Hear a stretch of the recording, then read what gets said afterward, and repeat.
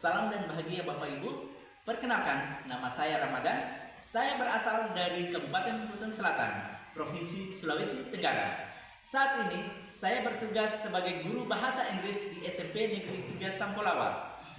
Pada kesempatan kali ini, saya akan memaparkan tentang asesmen awal pembelajaran atau asesmen diagnostik. Selamat menyaksikan.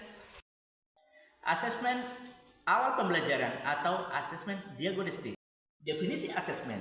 Asesmen merupakan proses pengumpulan dan pengolahan informasi untuk mengetahui kebutuhan belajar perkembangan dan pencapaian hasil belajar siswa. Yang melatar belakangi saya melakukan asesmen diagnostik adalah yang paling pertama, siswa kurang antusias dalam mengikuti pembelajaran. Yang kedua, siswa malas mengerjakan tugas. Yang ketiga, siswa kurang percaya diri. Dan yang terakhir adalah siswa mengganggu konsentrasi temannya. Tujuan asesmen diagnostik adalah untuk mendiagnosis kemampuan dasar siswa dan mengetahui kondisi awal siswa. Ada dua jenis asesmen diagnostik. Yang pertama adalah asesmen diagnostik non-kognitif dan yang kedua adalah asesmen diagnostik kognitif. Asesmen non-kognitif adalah merupakan asesmen yang dilakukan oleh guru untuk mengetahui kondisi psikologi, emosi, dan sosial siswa. Boleh dikatakan bahwa asesmen ini lebih mengenal bagaimana kondisi pribadi siswa.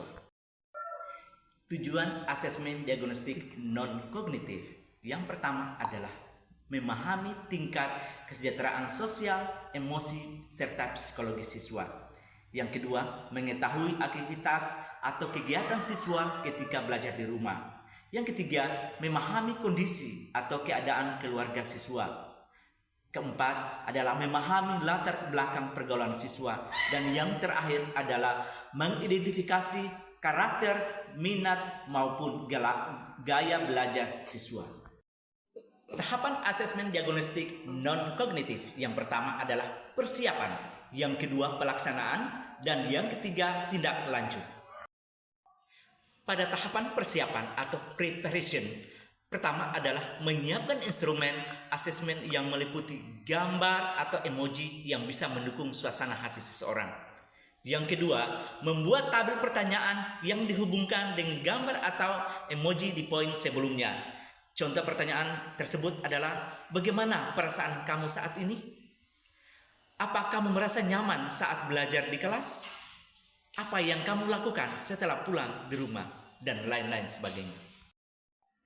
Pada tahapan pelaksanaan, siswa harus mengisi instrumen asesmen yang telah dibuat. Pengisian dilakukan secara jujur tanpa ada tekanan atau paksaan kepada siswa karena tidak ada jawaban yang benar ataupun salah. Dalam hal ini saya membagi dalam 3 bentuk. Yang pertama, siswa menjawab melalui laptop. Yang kedua, siswa bercerita di depan kelas. Dan yang terakhir adalah siswa mengisi lembaran soal yang telah diberikan. Pada tahapan tindak lanjut, pada tahapan ini mengidentifikasi siswa dan ekspresi emosi negatif dan mengajak siswa tersebut untuk berdiskusi 4 mata. Yang kedua, menentukan tindak lanjut dan mengkomunikasikan dengan orang tua bila diperlukan. Yang ketiga, ulangi pelaksanaan kognitif pada awal pembelajaran. Selanjutnya adalah asesmen diagnostik kognitif. Asesmen diagnostik kognitif adalah asesmen yang dilakukan di awal dan akhir pembelajaran untuk memantau sejauh mana siswa dapat memahami pembelajaran. Asesmen kognitif bisa berupa asesmen formatif maupun sumatif.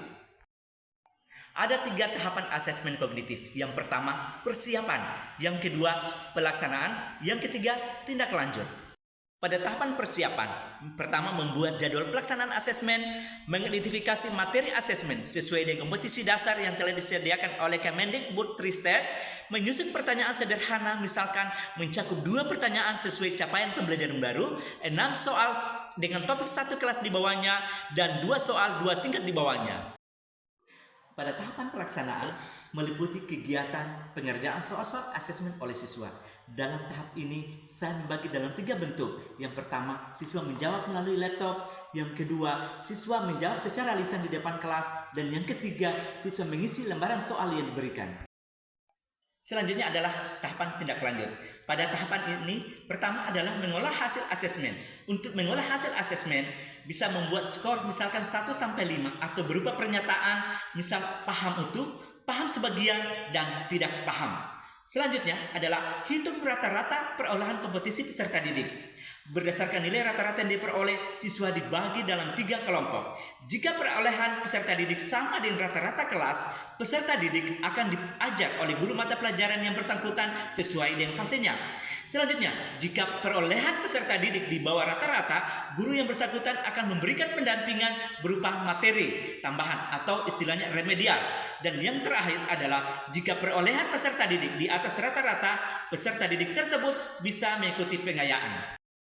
Refleksi dari asesmen awal pembelajaran adalah asesmen bukan hanya untuk mengevaluasi siswa, tetapi juga asesmen berguna bagi guru untuk mengevaluasi dirinya, khususnya cara dalam mengelola pembelajaran di kelas.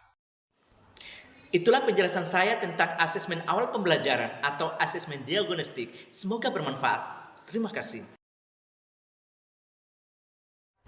Saya seorang kepala kepala sekolah SMP Negeri 3 Sampelawa atas nama Halim SAG MM, melihat daripada salah satu guru yaitu Pak Ramadan, saya sangat terharu karena dia dapat inovasi daripada inovasi baru, antara lainnya untuk mengajak teman-teman guru untuk sosialisasi tentang proses belajar. Saya adalah Laude Media SPD, salah satu guru SMP Negeri 3 Sampelawa.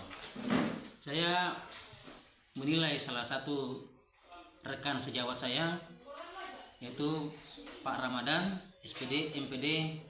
Beliau ini adalah salah satu guru praktis ya di SMP Negeri Sampelawa yang selalu memberikan motivasi, memberikan inovasi baru untuk bagaimana pengembangan sekolah kami SMP Negeri 3 Sampelawa. Khusus sebagai guru pendidikan kepelatihan olahraga di SMP Negeri 3 Sampelawa, dan ini masuk di SMP 3 ini sebagai guru yang mampu menggerakkan teman-teman guru di SMP 3. Dia berkarya, berinovasi, memberikan edukasi terhadap kami guru di SMP 3 ini, sehingga SMP 3 ini bangkit dan bisa bersaing dengan sekolah-sekolah. Saya Ibu Suryati, saya guru prakarya SMP Negeri 3 Sampelawa. Pendapat saya tentang Pak Ramadan, beliau adalah seorang guru yang ingin melakukan perubahan atau inovasi di sekolah kami. Misalnya dengan melakukan asesmen awal pembelajaran.